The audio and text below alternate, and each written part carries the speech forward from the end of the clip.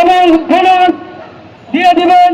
অন্যথায় Bangladesh trade union সংঘের নেতৃত্বে সকল সেক্টরের শ্রমিক এবং শ্রমজীবীদেরকে নিয়ে আমরা প্রত্যেকটা প্রতিষ্ঠানে প্রতিষ্ঠানে অবস্থান কর্মসূচি ঘোষণা করব। সংগ্রামী সাথী বন্ধুগণ, আপনারা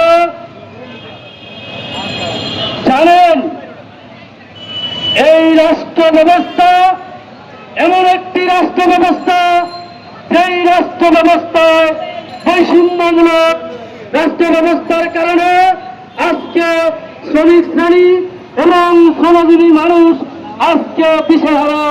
আজকে দ্রব্যমূল্যের যে ঊর্ধ্বগতি, সেই ঊর্ধ্বগতির বাজারে একজন শ্রমিক তার ন্যায্য মজুরি পাচ্ছে না।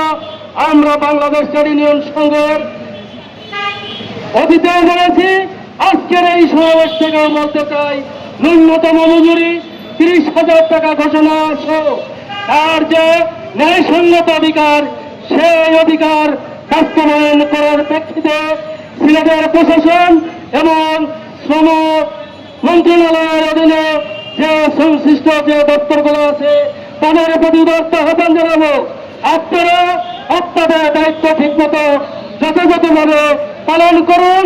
অন্যথায় শ্রমিক শ্রেণী তার যে অধিকার, সেই অধিকার আদায়ের জন্য সারা বাংলাদেশে রাজপথ বন্ধ করে তার যে অধিকার, সেই অধিকার আদায় করে ছাড়বে ইনশাল্লাহ।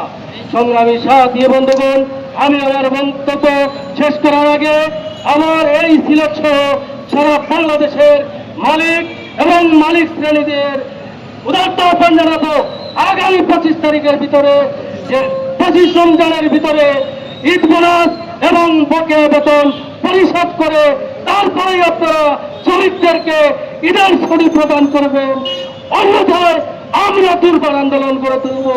এই আশাবাদ ব্যক্ত করে আগামী দিনে বাংলাদেশ ট্রেড ইউনিয়ন সংঘের নেতৃত্বে যে সকল শ্রমিক আন্দোলন গড়ে উঠবে, সেই সকল শ্রমিক আন্দোলনে আপনারা অগ্রণী ভূমিকা পালন করবেন, সেই আশাবাদ ব্যক্ত করে আপনাদেরকে আবারও ধন্যবাদ জানিয়ে আমি আমার বক্তব্য এখানে শেষ করছি এবং আজকের সমাবেশের কাজ এখানেই সমাপ্তি ঘোষণা করছি।